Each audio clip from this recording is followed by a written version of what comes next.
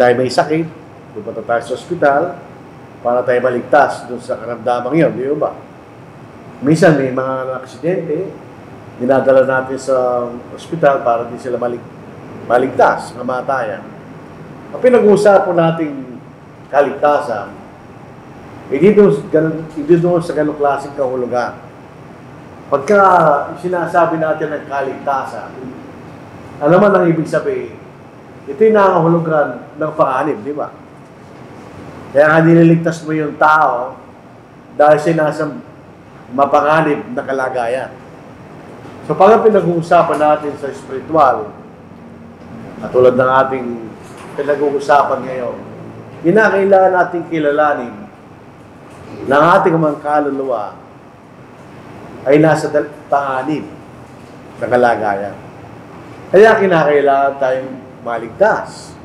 So para magkaroon po tayo ng kaisipan, ang Diyos at ang tao, nang nalangin ng Diyos ang tao, sinilala niya sa larawan niya, di ba? At lahat ng mga nilalang ng Diyos ay kanya mga anak. Natural yun, galing tayo sa Diyos. Pero mahirap na ang katotohanan ng buhay sa lahat ng tao, tayo po'y nagkasala. Kapag ka nagkasala tayo po'y nahihiwalay sa Diyos. Nawawala yung relasyon natin sa Diyos pagka tayo po'y nagkasala. Dito sa Isaiah, dito sa Old Testament, ito pong bansang Israel, ito'y bayan ng Diyos. Pero ito'y tinakwil niya. Bakit? Dahil nagkasala sila. Basahin po natin ang epekto ng kasalanan sa tao, sa pagitan ng tao at ng Diyos. Bago po yung nagkasala tayo, balik tayo kanina, yan ang sitwasyon. Tayo po ay may relasyon sa Diyos. Kasi tayo kanya mga anak, nilalang tayo ng Diyos. Lahat ng mga tao ay pinapanganak, nilalang ng Diyos yan. Yun ang paraan para tayo maging tao sa paraan na binibigay po ng Diyos. Ano po? Ngayon, pag nagkasala tayo, yun, nahiwalay tayo sa Diyos. Yun ang epekto ng kasalanan. Nasisira ang relasyon natin sa Diyos. Dito po sa Isaiah 59, 1 and 2. Narito ang kamay ng Panginoon na hindi maikli, na hindi makapagligtas. Ang sabi ni Isaiah, alam nyo, ang Panginoon, hindi naman lumisik kamay niya para hindi kayo maligtas kanya. Hindi mahina ang kanyang pandinig, na ito hindi makarinig. Hindi din kanya bingi ang Panginoon na hindi niya narinig yung pangapanalangin niyo. Pero bakit niya sumasagot? Ito ang dahilan sa verse 2. Ngunit pinaghiwalay ng inyong magkasamaan, kayo at ang inyong Diyos. At ang inyong magkasalanan ay siyang nagkupli ng kanyang mukha sa inyo, sa lupat siya hindi nakikinig kanya. In other words, bago nagkasala bansang Israel, ito ang bayan ng Diyos. Pinili ng Diyos ang Israel bilang kanyang bayan. Pero sila'y patuloy na nagkakasala sa Diyos. Kaya sila'y nahiwalay sa Diyos na wala ng relasyon dahil sa kasalanan. Ito rin po sa bagong tipan. Sa Romans chapter 5 verse 12. Ito po salitang kamatayan. Actually, alam lang natin kamatayan, yung physical na kamatayan. Pero actually, dalawang klaseng kamatayan. Ang ibig sabihin ng salitang kamatayan ay separation. Pag physical na kamatayan, naihiwalay ang ating kaluluwa o spirito sa ating katawan. Kaya nga pag namatay ang tao, sinasabi natin, wala na siya. So, imiwalay sa kanyang katawan. Kaya namamatay ang kanyang katawan. Pero sa kabilang banda, pag nagkasala tayo rin po yung nakakaranas ng kamatayan. Sa kahulugan na tayo naihiwalay sa Diyos. Sa Romans 5:12, basahin natin. Kaya kung paanong sa pamagitan ng isang tao ay pumasok ang kasalanan sa kalibutan, hindi sinabing namana, pumasok. Ganyan. In other words, bago nagkasala si Adam, hindi natin lang walang kasalanan. At sa pamagitan ng kasalanan ay ang kamatayan o ang paghihiwalay.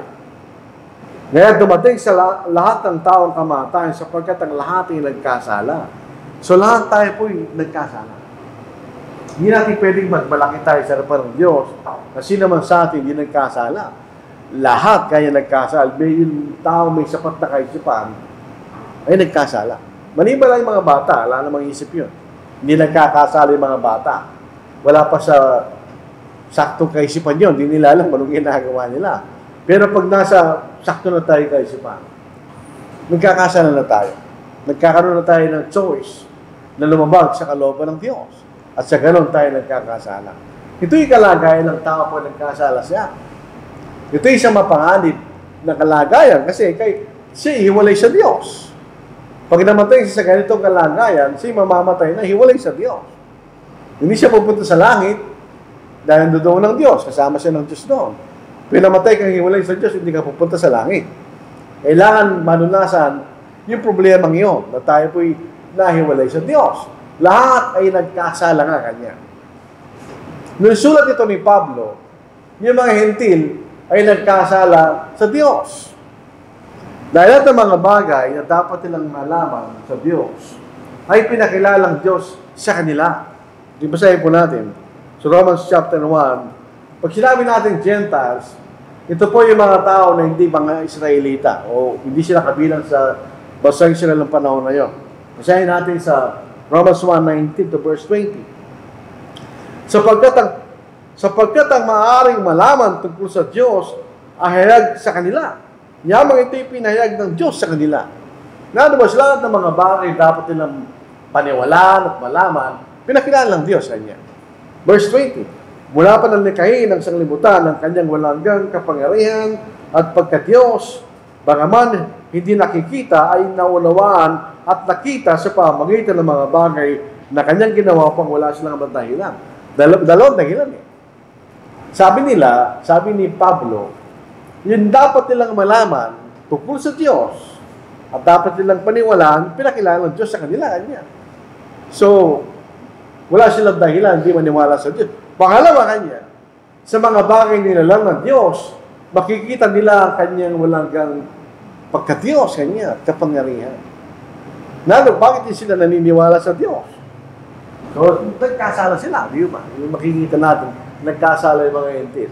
Yung mga Hudyo, nagkasala rin sila. Ang mga hentil, wala silang nakasulat ng kautusan.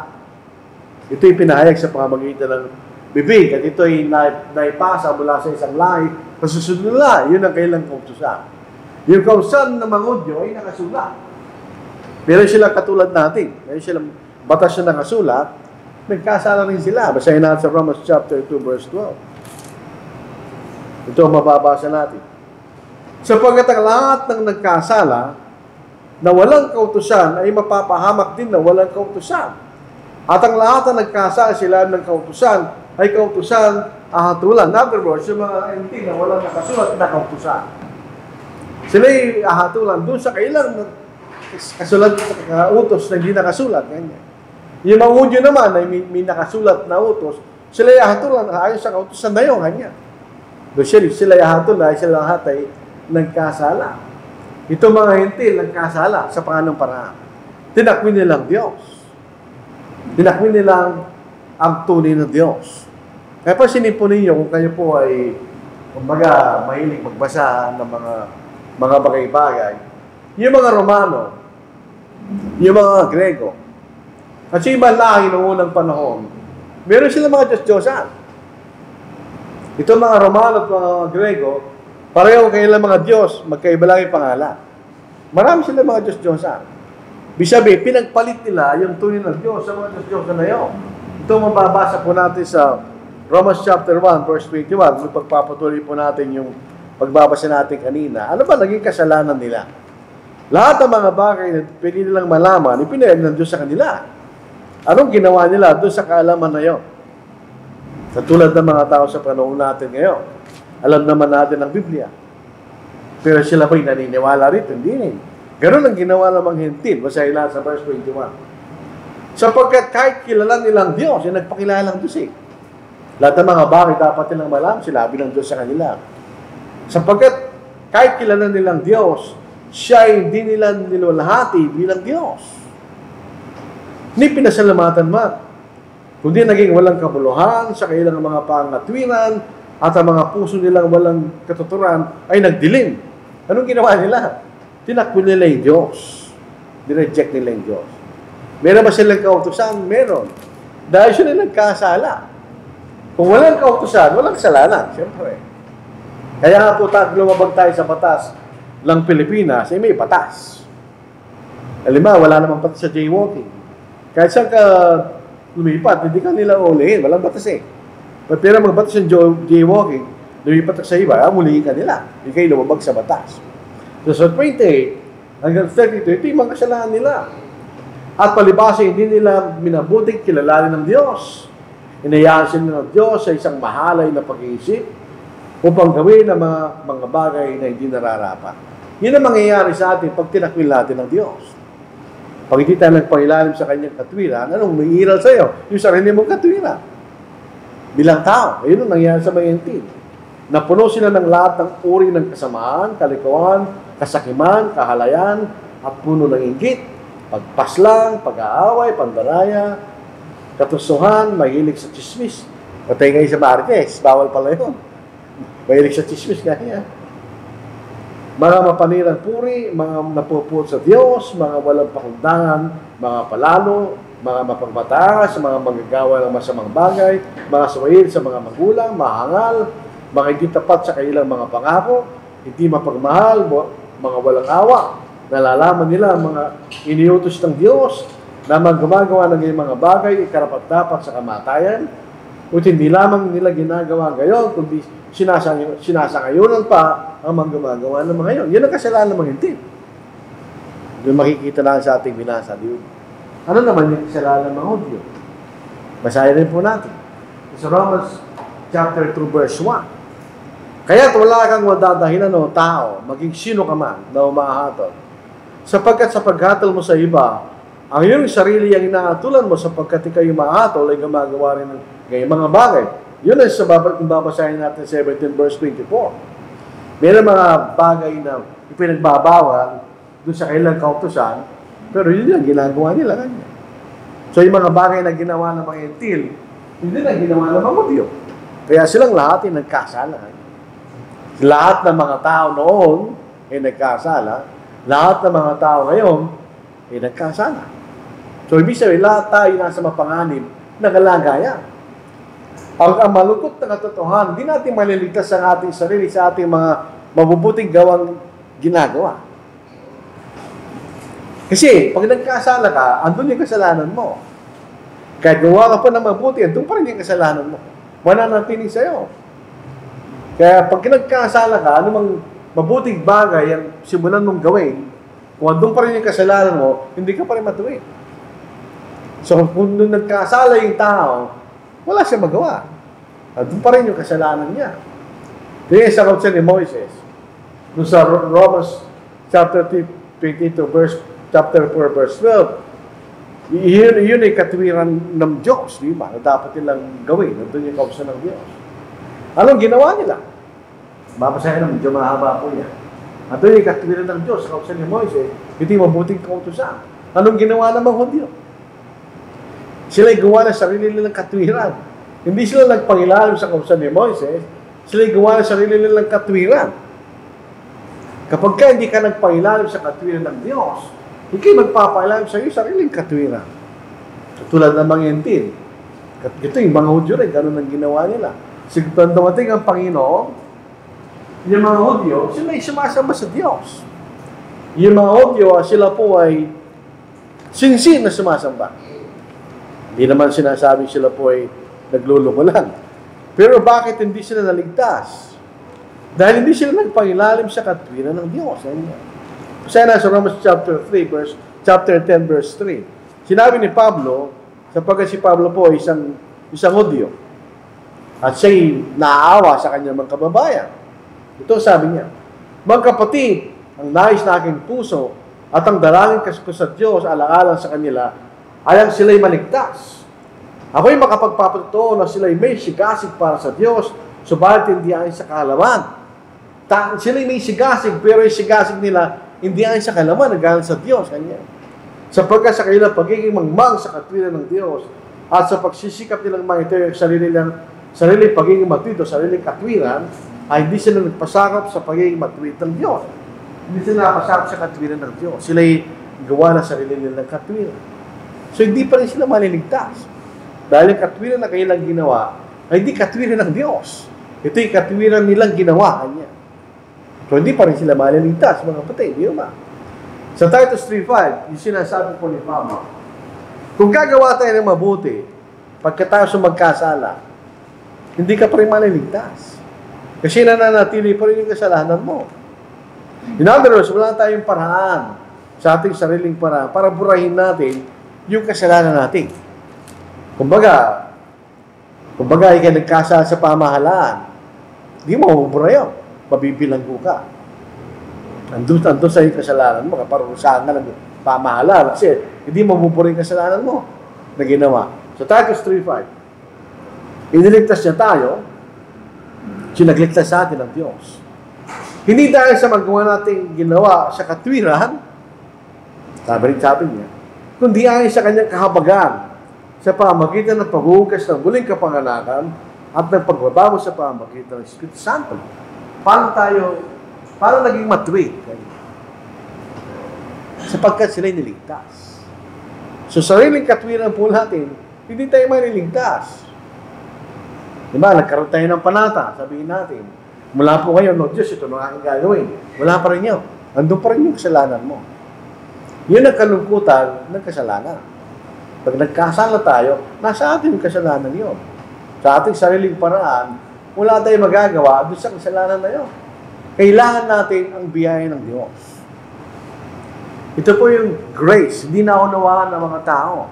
Ano ba yung grace? Pag sinasabi natin biyaya, definition po ng biyaya, ito po isang bagay na pabor sa atin na hindi ka karapat-dapat. Yun ang biyaya. Other words, hindi mo siya pinagtrabahuhan. You don't deserve it. Yun ang biyaya. Kumbaga, meron kang kaibigan, galing siya sa abroad, binigyan kanya ng pasalubong, biyaya yun. Hindi mo naman pinagtrabahuhan yun eh. Actually, hindi ka karapat-dapat to, hindi ka lang niya kaibigan. Yun ang ibig sabihin ng biyaya. Ito isang bagay na mabuti na ginawa ng Diyos para sa atin na hindi tayo karapat-dapat sapagkat tayo mga kasalanan. Dito po sa unang Timoteo, chapter 2. Ano ba nasa kaisipan ng Diyos? Sa mga taong nagkasala, ano ba gusto niya? Na tayo maparusahan sa impyerno? Hindi gusto ng Diyos yun. Kasi ang Diyos ay isang ama. Ang isang magulang. Tayo kanyang mga anak. Sa isang pangkaraniwang magulang, ayaw mo ang anak mo ay mapariwara. Ayaw mo yun. Kaya pag ang anak mo ay pupunta sa isang kapariwaraan, higit kang masasaktan kaysa sa kanya. Kasi siya yung anak. Kumisa lang ating mga anak, hindi nila lubusang naintindihan ginagawa nila eh. Ikaw, dahil kayo mas magulang sa kanila, ikaw mas matanda, dumang ka na doon. Alam mo yun. Kaya mas malalungkot ka kaysa sa kanya. Gayon ang damdamin ng Diyos. Tingnan niyo. Sa verse 4, ang Diyos, verse 3, magsimula tayo. Ito yung mabuti at kaya-aya sa paningin ng Diyos na ating tagapagligtas. Bumabalik yun eh. Kasi nasa panganib tayo, kaya tayo nililigtas ng Diyos. Na nagnanais ng lahat ng mga tao ay maligtas at makarating sa pagkakilala ng katotohanan. Yun ang gusto ng Diyos. Kung masusunod lamang ang Diyos, at di matigas ang ulo ng mga tao, yan ang mangyayari sana. Lahat tayo maliligtas. Kaya lang, hindi lahat ng tao gusto maligtas. Yun ang totoo. Pero ang Diyos gusto niya lahat maligtas. Verse 6. Magsimula tayo verse 5. Ano po? Sapagkat may isang Diyos at may isang tagapamagitan sa Diyos at sa mga tao, ang taong si Kristo Jesus. Ginagamit ito para patunayan si Kristo hindi Diyos. Hindi. Ang namatay para sa atin na hindi yung Diyos na Kristo. Ito yung Kristong nagkatawang tao. Yung Diyos na nagkatawang tao. At ibinigay ang kanyang sarili na pagtubos sa lahat na siyang patutuo sa tamang panahon. So, ibig sabihin, yun ang gusto ng Diyos. At ibinigay niya ang kanyang bugto ng anak. Iyan ang biyaya. Kaya dito po sa Efeso, chapter 2, 8 and 9, mayroong dalawang larawan ang kaligtasan. Ang larawan ng Diyos o ang bahagi ng Diyos at bahagi ng tao. Balik po tayo dun sa pasalubong. Yung bang biyayang yan, walang requirement? Meron sabi ng kaibigan mo, punta ka sa bahay. Ibibigay ko sa yung pasalubong sa'yo. Yun ang requirement. Pag hindi ka pumunta sa bahay, hindi mo matatanggap yung regalo mo. Halimbawa, na-delay ka ng 1 linggo, pumunta ka sa wala na kanya, naibigay mo na sa iba. Hindi mo ginawa yung requirement, di ba? Dito rin po sa kaligtasan, ganun din. Nasabi po sa Efeso chapter 2, 8 and 9, sa biyaya kayo naligtas kanya. Yun ang bahagi ng Diyos, yung biyaya. Sa pamagitan lang pananampalataya, yun ang bahagi natin. Ang kaligtasan galing sa Diyos, hindi galing sa atin. Pero kung meron tayong gagawin para makumtan natin yung biyaya. Sabi po rito, sapagkat sa biyaya kayo naligtas. Ang Diyos nagligtas sa atin, kaya binigay niya kanyang bugtunana. Sa pamagitan ng kaligtasan, yun ang bahagi natin. Ibinibigay kayo kaligtasan, sabi ng Diyos sa inyo, kung kayo sasampalataya. Yun ang bahagi, no? Di ba? At ito'y hindi sa pamagitan ng inyong sarili, hindi natin ginawa yung kaligtasan, ito'y galing sa Diyos. Ito'y kaloob ng Diyos, kanya. Hindi siya pamagitan ng manggawa. Ibig sabihin po no, yung sa pamagitan ng manggawa, ito yung karapatan mo. Kung ikaw'y naging tapat at di ka nagkasala kahit kailan, yun ay gawa.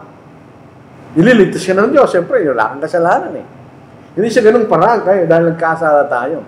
Kundi sa pamagitan, upang sino man ay magmalaki. Kung kaya natin maging matid sa sarili nating paraan, pwede tayo magmalaki sa Diyos kung kailangan ng Diyos naman. Pero hindi siya gano'n. Diligtas lang tayo ng Diyos. So, makikita niyo yun ang biyaya. Ginawang paraan ng Diyos para yung kalulusunod sa ating kalagayan na tayo nasa ating mga kasalanan ay mawala. Matanggal ng Diyos yung ating pagkakasala sa pamagitan ng biyayang iyon. So, ano yung biyaya ng Diyos? Ito po ang biyaya ng Diyos, mga kapatid. Ang biyaya ng Diyos, si Kristo ay namatay sa krus. Ano ba ang significance nung kamatayan niya sa krus? Hindi mo po natin gayahin yun. Hindi tayo pinapagaya ng Diyos doon sa gano'n. Hindi yun. Kundi ang importante, yung epekto no. Dito sa John 3:16, ang sabi rito, ito po, dahil memorize natin ito. Doon po sa lumang Tagalog, galing na lamang ang pagsinta ng Diyos kanya. Dito po sa bagong salin, sapagat kayo na lamang ang pag-ibig ng Diyos kanya. Sa sanglibutan, ewan ko ba't nasa rin pagsinta eh.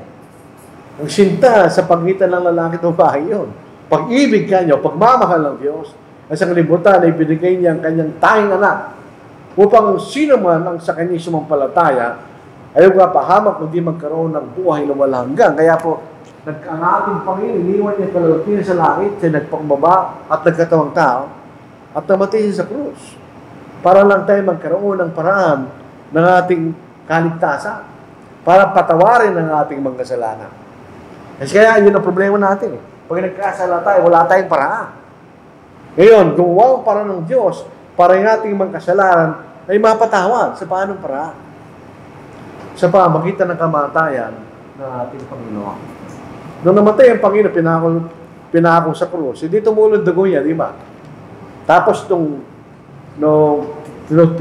tinusok pa sa takiliran, lumabas yung tubig at dugo, sa John 19. So dito sa Matthew 20 verse 28, sinasabi sa atin ng Panginoon, ano ba yung kahalagaan ng kamatayan niya?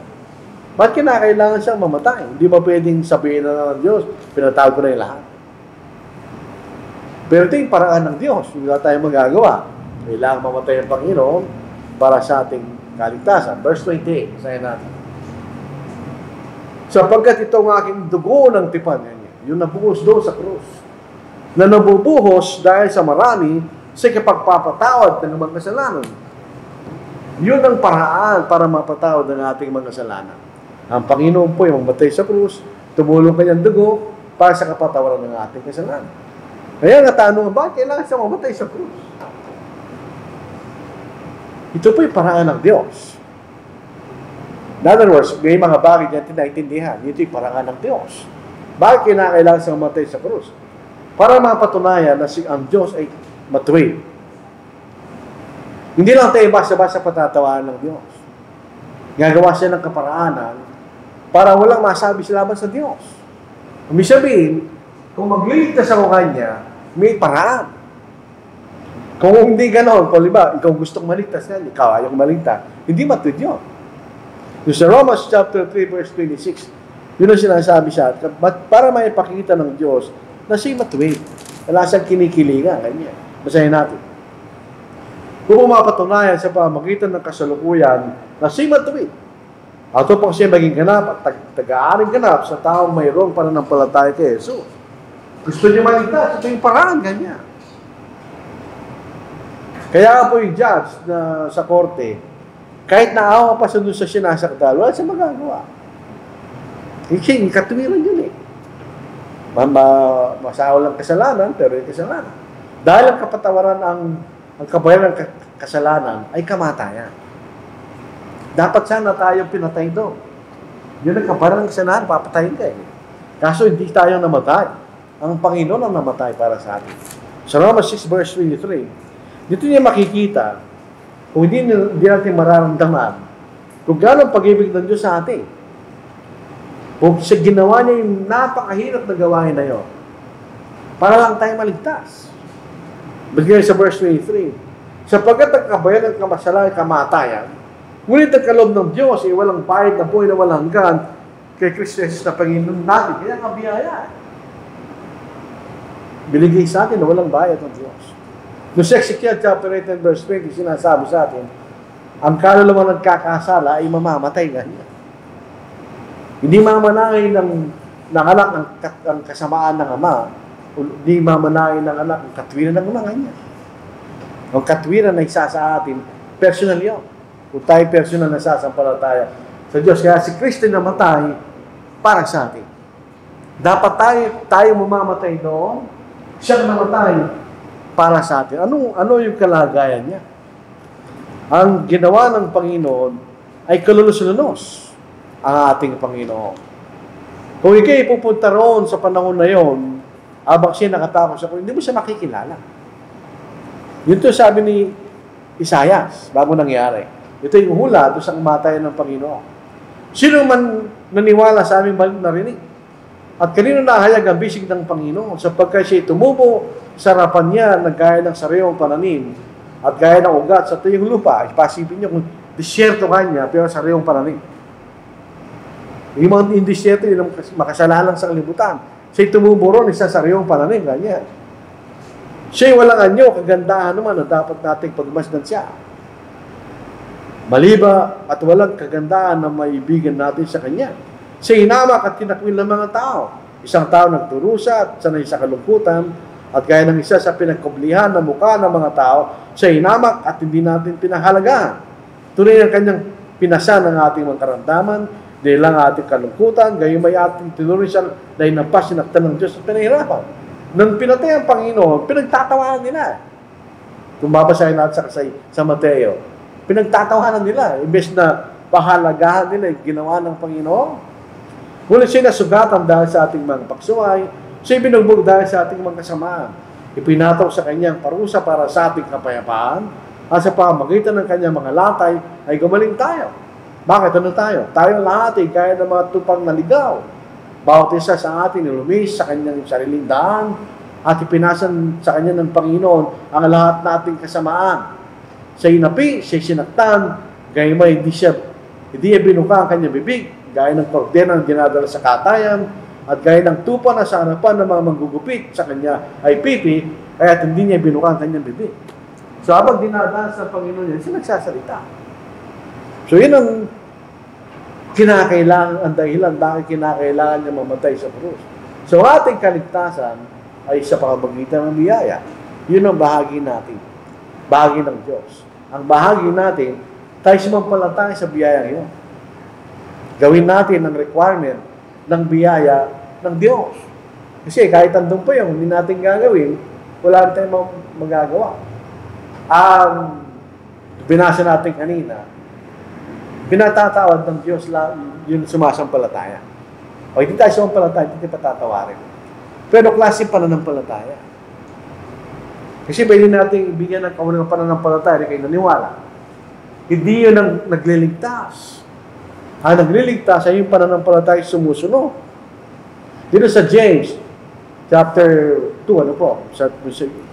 Yung James lang po basahin natin. Yung pareho din po sa Titus. Sa James chapter 2, verse 14.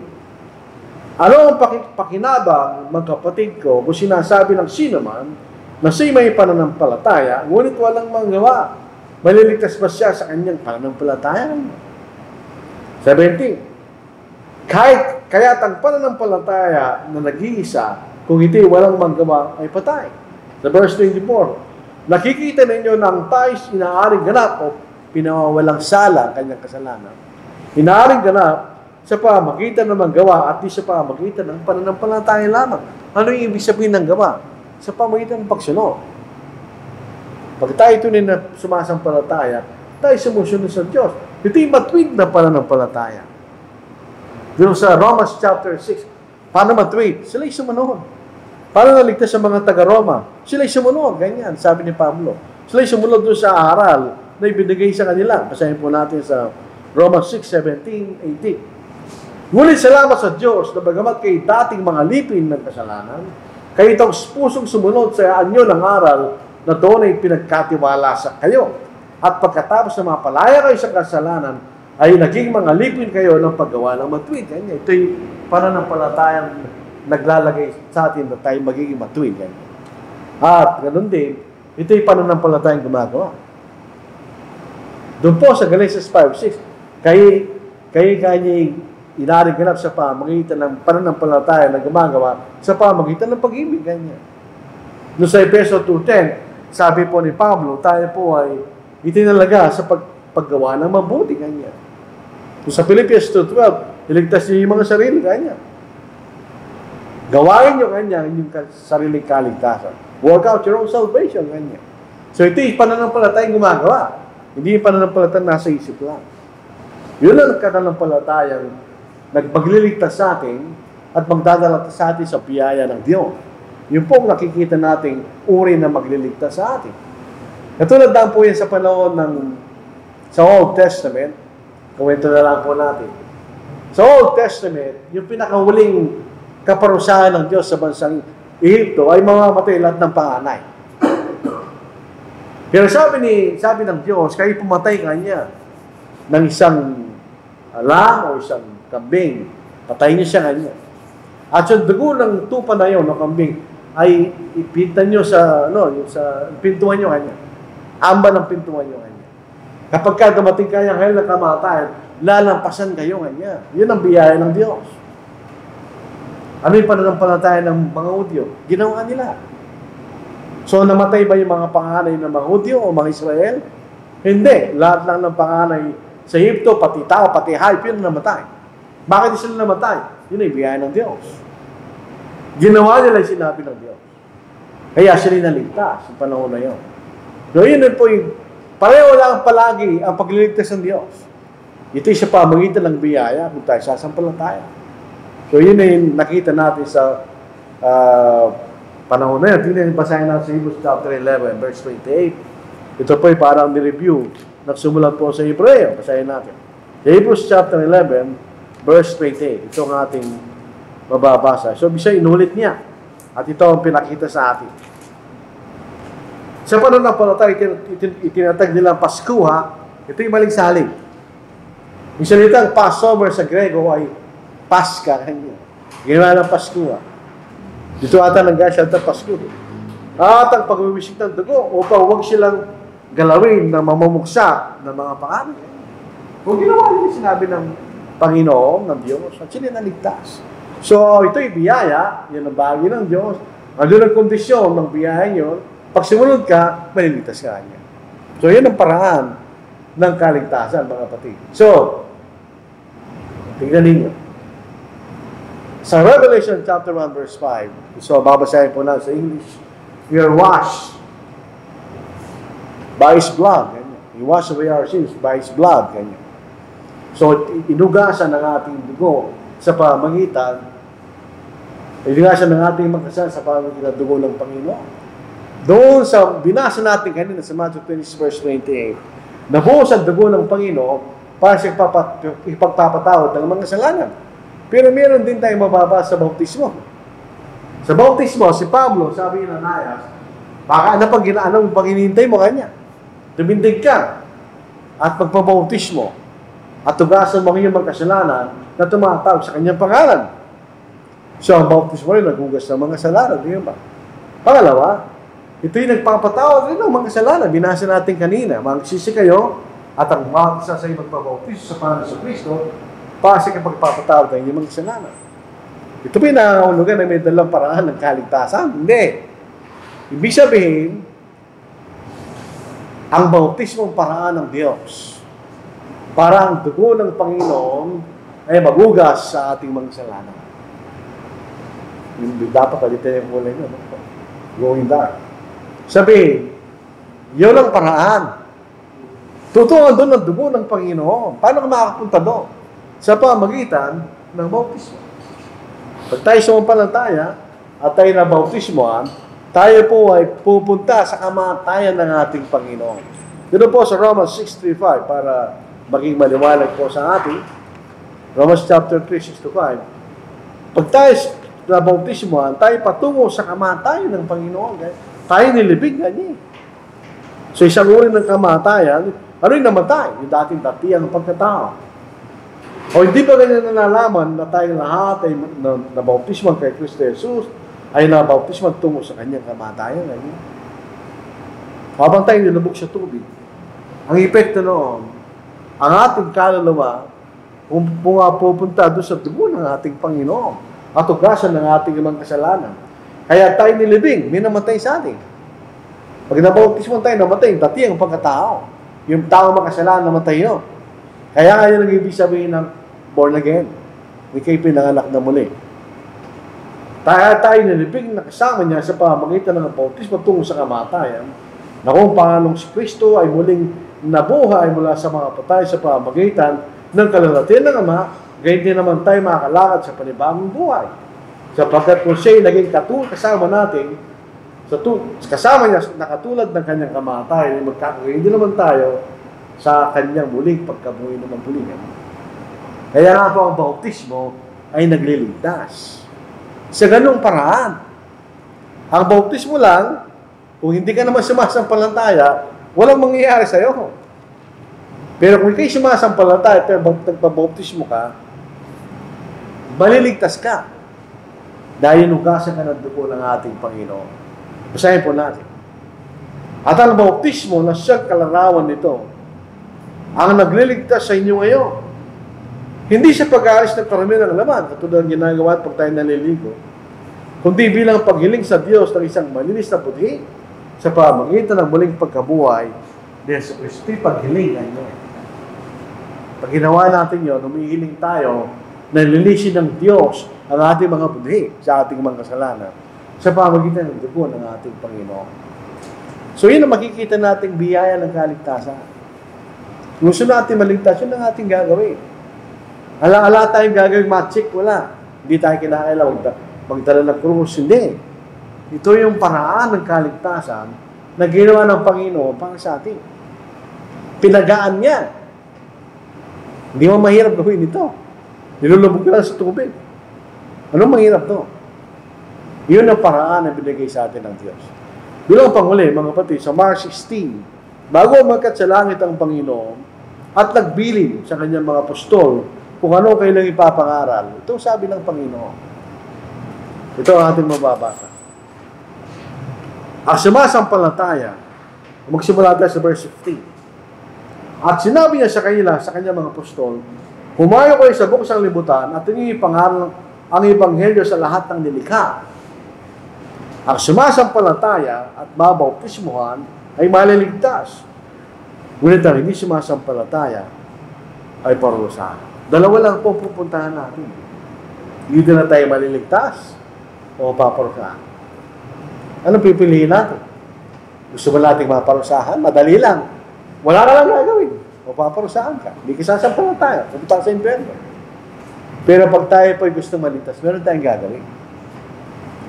Kaya kinakailangan tayo sumampalataya. Kinakailangan tayo magsisi. Kailangan natin ipayag sa ating bibig na tayo naniniwala na si Kristo anak ng Diyos at ating tagapagligtas. At kailangan tayo malulubog sa tubig.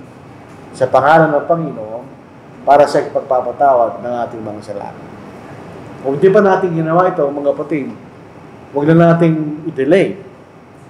Dahil ang masaklap na katotohanan sa mundo ito, hindi natin alam ang mangyayari sa atin. Walang nakakaalam kung ano mangyayari sa atin mamaya, mamayang hapon, mamayang gabi, bukas, hindi natin alam. Paano kung bigla tayong dinatnan ng kamatayan na nangyayari sa lahat ng mga tao at hindi natin ginawa, dapat natin gawin. So ano mangyayari po sa atin? Hindi tayo maliligtas, di ba?